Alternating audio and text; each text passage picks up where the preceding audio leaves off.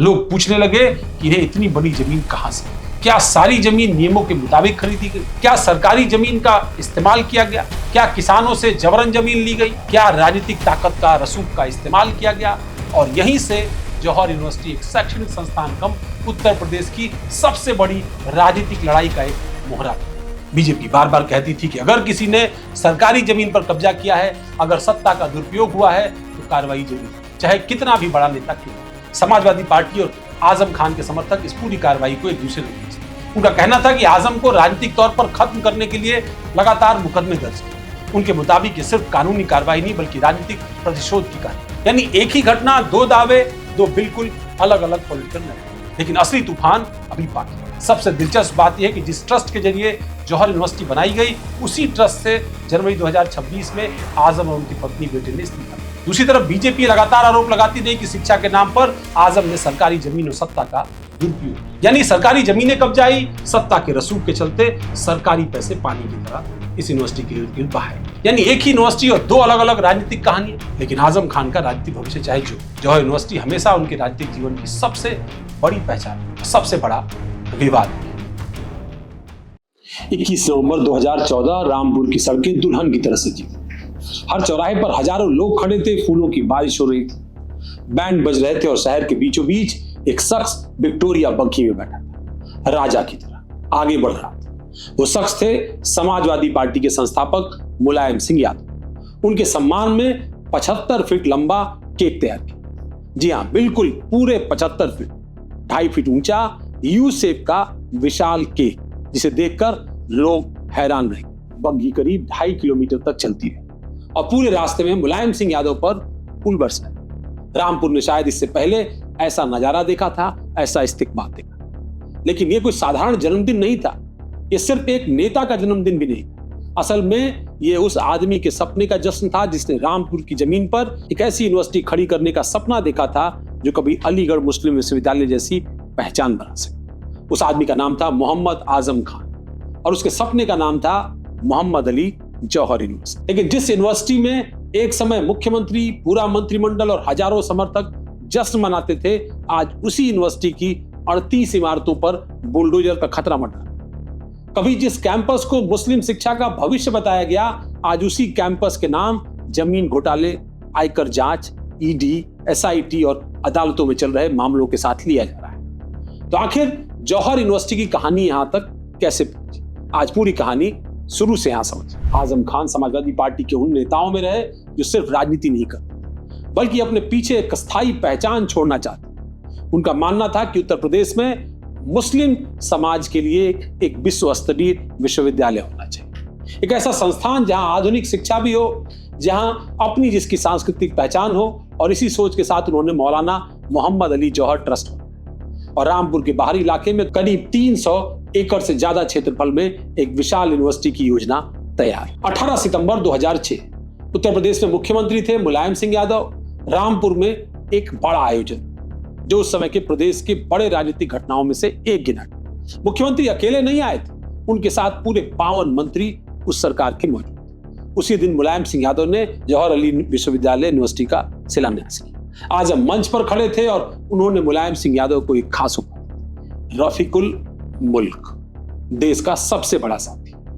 और यह सिर्फ एक सम्मान नहीं था, गुरु और शिष्य के रिश्ते के नाते, मित्र के नाते एक तरीके का सार्वजनिक ऐलान।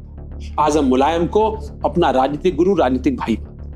मुलायम आजम के इस ड्रीम प्रोजेक्ट के सबसे बड़े राजनीतिक संरक्षक बन चुके। फिर आया 2012, समय बदला, उत्तर प्रदेश में मुख्यमंत्री बने अखिलेश यादव। और 18 सितंबर 2012 को जिस यूनिवर्सिटी का शिलान्यास मुलायम सिंह यादव ने किया था, उसका उद्घाटन अखिलेश यादव। मंच पर मुलायम भी मौजूद थे और उन्होंने कहा रामपुर को शिक्षा का बड़ा केंद्र बनाना चाहिए, ठीक वैसे ही जैसे अलीगढ़ मुस्लिम विश्वविद्यालय को बनाया गया था, उसकी पहचान। उस दिन आजम खान के चेहरे पर खुशी थी, सब कुछ बयान कर रहा था कि उनका सपना अब सिर्फ सपना नहीं रहेगा बल्कि साकार होने। उसे कानूनी मान्यता मिल चुकी थी। जौहर यूनिवर्सिटी सिर्फ कैंपस नहीं बल्कि धीरे धीरे एक विश्वविद्यालय के रूप में उत्तर प्रदेश की सबसे चर्चित निजी यूनिवर्सिटीज में शामिल होने वाली थी। करीब 3000 छात्र, विशाल library, medical college, academic block, hostel, खेल का मैदान और भविष्य में एक भव्य ऑडिटोरियम का सपना। 2013 में संस्थान को माइनॉरिटी स्टेटस भी मिला, यूजीसी की मान्यता भी मिली, सब कुछ तेजी से आगे बढ़ा। लेकिन जितनी तेजी से यूनिवर्सिटी बन रही थी उतनी ही तेजी से इसके खिलाफ सवाल भी उठने लगे और यहीं से कहानी बदलती है। लोग पूछने लगे कि ये इतनी बड़ी जमीन कहां से मिली? क्या सारी जमीन नियमों के मुताबिक खरीदी गई? क्या सरकारी जमीन का इस्तेमाल किया गया? क्या किसानों से जबरन जमीन ली गई? क्या राजनीतिक ताकत का रसूख का इस्तेमाल किया गया? और यहीं से जौहर यूनिवर्सिटी एक शैक्षणिक संस्थान कम उत्तर प्रदेश की सबसे बड़ी राजनीतिक लड़ाई का एक मोहरा। जौहर यूनिवर्सिटी बन चुकी थी, कक्षाएं शुरू हो गई थी, देश भर से छात्र आने लगे थे और आजम खान हर मंच पर कहते थे ये सिर्फ एक यूनिवर्सिटी नहीं बल्कि मुसलमानों की नई पीढ़ी का दरअसल भविष्य। लेकिन राजनीति में जब कोई सपना बड़ा होता है तो उसके दुश्मन भी उतने ही बड़े। जौहर यूनिवर्सिटी के साथ भी ठीक यही हुआ। यूनिवर्सिटी को निजी विश्वविद्यालय का दर्जा मिल चुका था, लेकिन हर निजी विश्वविद्यालय की तरह इसे राज्यपाल की मंजूरी यानी कई संवैधानिक प्रक्रियाओं से गुजरना था और यहाँ सबसे बड़ा राजनीतिक रोड़ा था। उस समय उत्तर प्रदेश के राज्यपाल थे BL जोशी, जो कांग्रेस के एक दौर के बहुत नजदीक। यहीं से आजम और राजभवन के बीच तनातनी शुरू। आजम खान का आरोप था कि यूनिवर्सिटी से जुड़ी कई फाइलें जानबूझकर रोकी जा रही। उनका कहना था जिन मंजूरियों में कुछ दिन लगने चाहिए थे उन्हें महीनों तक लटकाया। दूसरी तरफ राजभवन और प्रशासन का पक्ष बिल्कुल अलग था। उनका कहना था किसी भी विश्वविद्यालय को कानून के मुताबिक हर प्रक्रिया पूरी करनी होती है, कोई भी मंजूरी बिना नियम देखे नहीं दी जा सकती। यानी एक ही फाइल पर दो अलग अलग नजरिए। आजम खान इसे राजनीतिक अड़ंगा मानते थे, प्रशासन इसे कानूनी प्रक्रिया कहता था। आजम हमेशा से अपनी बेबाक शैली के लिए जाने जाते थे, इसलिए राजभवन के खिलाफ खड़े जाते। संकेतों में कम और सीधे शब्दों में, सपाट शब्दों में हमला विरोधियों, उनकी पहचान यही थी। इसलिए जब जौहर यूनिवर्सिटी की फाइल अटकने लगी तो उन्होंने सार्वजनिक मंचों से अपनी नाराजगी जाहिर करनी शुरू। आजम की नाराजगी अखिलेश सरकार और राजभवन के बीच भी नाराजगी का सबब बना। उनके समर्थकों का कहना था कि मुस्लिम विश्वविद्यालय होने की वजह से जानबूझ करके राजभवन अड़चने पैदा कर, जबकि विरोधी कहते थे कि यूनिवर्सिटी को लेकर शुरू से कई प्रक्रियाएं अधूरी, बहुत सारी प्रक्रियाएं जल्दीबाजी में की। कुछ समय बाद उत्तर प्रदेश में अचानक नए राज्यपाल बने डॉक्टर अजीज कुरैशी ने उत्तराखंड के साथ यूपी का चार्ज, और यही पूरी कहानी का सबसे बड़ा ट्विस्ट है। वही फाइल जो लंबे समय से अटकी हुई थी अचानक वो आगे बढ़ती। जौहर यूनिवर्सिटी को मंजूरी मिल जाती है जिसका आजम खान सालों से इंतजार कर। आजम खान के लिए सिर्फ एक प्रशासनिक फैसला नहीं, एक राजनीतिक जीत थी। उन्होंने सालों तक जिस संस्थान की लड़ाई लड़ी उसे आखिरकार वैधानिक पहचान मिल गई थी, यूनिवर्सिटी को मंजूरी मिल गई थी। लेकिन अब सवाल बदल चुका। पहले सवाल यूनिवर्सिटी बनेगी या नहीं बनेगी, अब सवाल ये कि यूनिवर्सिटी बनी कैसे। यानी नजर इमारत से हटकर जमीन पर आ गई। धीरे धीरे विपक्षी दल, बाद में बीजेपी लगातार आरोप। यूनिवर्सिटी कैसे बनी, जमीन हासिल करने में सरकारी मशीनरी का इस्तेमाल किया गया। आजम खान पर कई गंभीर आरोप। कुछ किसानों ने आरोप लगाया कि उनकी जमीन दबाव में, कुछ मामलों में सरकारी जमीन और शत्रु संपत्ति को लेकर भी सवाल। और यहीं से जौहर यूनिवर्सिटी एक शिक्षा परियोजना कम जमीनी विवाद का मुद्दा ज्यादा बना। कहानी में बार बार एक शब्द आता है, शत्रु संपत्ति। एक ऐसी संपत्ति जो विभाजन के बाद पाकिस्तान चले गए लोगों की मानी जाती, जिसका प्रबंधन भारत के पास होता है। लेकिन आरोप लगे कि यूनिवर्सिटी परिसर के आसपास कुछ ऐसी जमीनें भी थी गलत तरीके से उनका इस्तेमाल किया। 2017 में उत्तर प्रदेश की सत्ता बदली, योगी आदित्यनाथ मुख्यमंत्री बने, बीजेपी की सरकार आई और यहीं से आजम के खिलाफ कई पुराने मामलों की जांच तेज हुई। बीजेपी के लिए आजम खान सिर्फ विपक्ष के नेता नहीं थे, एक ऐसा चेहरा थे जिसके जरिए बीजेपी कानून के राज, भ्रष्टाचार विरोधी राजनीति दोनों संदेश देना चाहती थी, और साथ ही साथ मुस्लिम हिंदू का गणित। बीजेपी बार बार कहती थी कि अगर किसी ने सरकारी जमीन पर कब्जा किया है, अगर सत्ता का दुरुपयोग हुआ है तो कार्रवाई जरूर, चाहे कितना भी बड़ा नेता क्यों नहीं। समाजवादी पार्टी और आजम खान के समर्थक इस पूरी कार्रवाई को एक दूसरे नजरिए से, उनका कहना था कि आजम को राजनीतिक तौर पर खत्म करने के लिए लगातार मुकदमे दर्ज किए। उनके मुताबिक ये सिर्फ कानूनी कार्रवाई नहीं बल्कि राजनीतिक प्रतिशोध की कार्रवाई। यानी एक ही घटना, दो दावे, दो बिल्कुल अलग अलग पॉलिटिकल नैरेटिव। लेकिन असली तूफान अभी बाकी है। जमीन के आरोप के बाद जांच एजेंसियां सक्रिय, ईडी, आयकर, एसआईटी, राजस्व विभाग, सबकी नजरें अब जौहर यूनिवर्सिटी। और फिर एक एक करके ऐसे फैसले आए जिन्होंने इस पूरे प्रोजेक्ट की नींव दरका दी। लेकिन कहानी यही खत्म नहीं होती। आज सवाल सिर्फ इतना नहीं है कि जौहर यूनिवर्सिटी बनी कैसे, सवाल यह भी है कि क्या यह यूनिवर्सिटी अपने अस्तित्व को बचा पाएगी, क्योंकि जिस कैंपस में कभी हजारों छात्र पढ़ने का सपना लेकर पहुंचे थे, आज उसी कैंपस के ऊपर bulldozer, court, income tax, ED और पुलिस जांच की परछाइयां गिद्ध की तरह मर रहा है।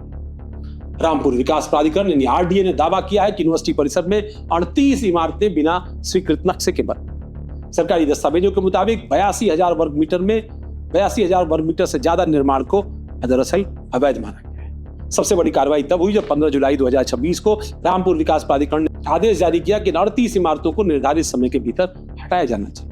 यानी जिस यूनिवर्सिटी को कभी उत्तर प्रदेश की सबसे महत्वाकांक्षी निजी विश्वविद्यालय के रूप में कहा जाता था, आज वही अपने सबसे बड़े अस्तित्व के संकट से गुजर रही है। लेकिन सिर्फ यही मामला नहीं था। आयकर विभाग ने भी जौहर ट्रस्ट और यूनिवर्सिटी की वित्तीय व्यवस्था को लेकर गंभीर सवाल उठाए। 2023 में इनकम टैक्स विभाग ने छापेमारी की। इसके बाद ट्रस्ट को नोटिस भेजे गए। आरोप लगाया गया कि जमीन बेहद कम कीमत पर हासिल की गई, निर्माण लागत और वास्तविक मूल्य में भारी अंतर दिखाई पड़ा। कुछ दानदाताओं की आय का कोई स्पष्ट रिकॉर्ड नहीं मिला। टैक्स नियमों का उल्लंघन किया गया। इन आरोपों के आधार पर ट्रस्ट का 12A और 12AB टैक्स रजिस्ट्रेशन भी दरअसल रद्द कर। एक बेहद हैरान करने वाली चीज भी इसके साथ सामने। जुलाई 2019 में यूनिवर्सिटी के मुमताज सेंट्रल लाइब्रेरी में 2,500 से अधिक दुर्लभ किताबें बरामद। ये प्राचीन ग्रंथ लगभग 50 बक्सों में बंद थे। फिर सितंबर 2022 अब्दुल्ला आजम के करीबियों की निशानदेही पर मेडिकल कॉलेज की लिफ्ट सॉफ्ट से लगभग 7,000 से अधिक बची हुई किताबें दीवार तोड़कर निकाली गई और इस मामले में आजम और उनके बेटे के खिलाफ एफआईआर भी की। पुलिस रिकॉर्ड्स के अनुसार मदरसा आलिया से चोरी की गई करीब 10,000 अनमोल किताबें आजम की जौहर यूनिवर्सिटी से बरामद। सिर्फ किताबें नहीं बल्कि एक ऐसी भी चीज बरामद हुई जिसे सपा सरकार के कार्यकाल में नगर पालिका ने खरीदा था, ऐसा आरोप लगा। सड़क की सफाई करने के लिए सफाई वाली मशीन। यूनिवर्सिटी परिसर में जेसीबी से खुदाई कर रामपुर नगर पालिका की करोड़ों की ऑटोमेटिक रोड सफाई वाली मशीन बरामद करने का आरोप।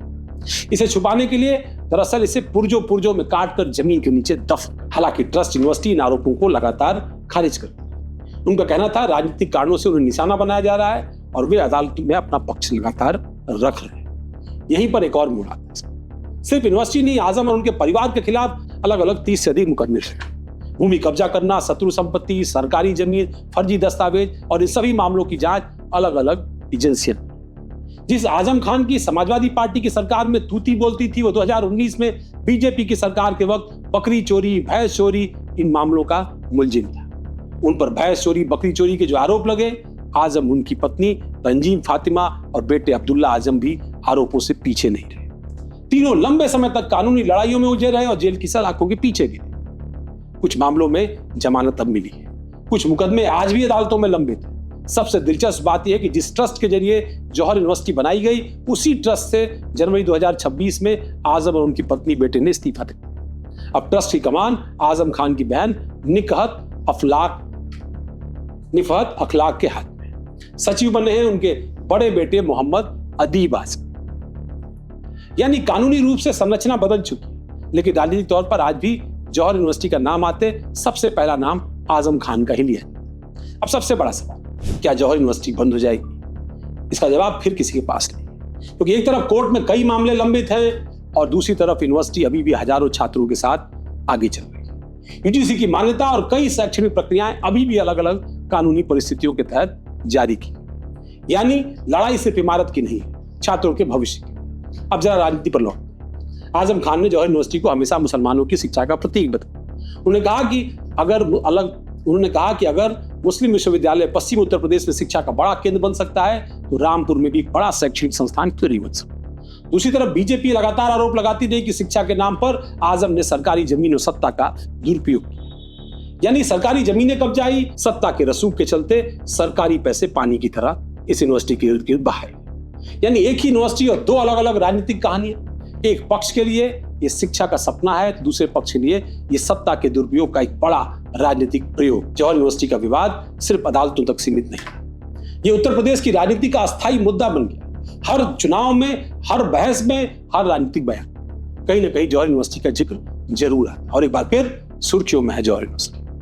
लेकिन अगर पूरी कहानी को निष्पक्ष नजरिए से देखें तो कुछ बातें दिखाई पड़ती। पहली, इस यूनिवर्सिटी ने हजारों छात्रों को शिक्षा का कौशल तो दिया, लेकिन दूसरी, इसके निर्माण और जमीन को लेकर गंभीर कानूनी विवाद सब। तीसरी, इन आरोपों पर अंतिम फैसला तो अदालतों में होना है, राजनीतिक तौर पर नहीं। लेकिन आजम खान का राजनीतिक भविष्य चाहे जौहर यूनिवर्सिटी हमेशा उनके राजनीतिक जीवन की सबसे बड़ी पहचान, सबसे बड़ा विवाद भी।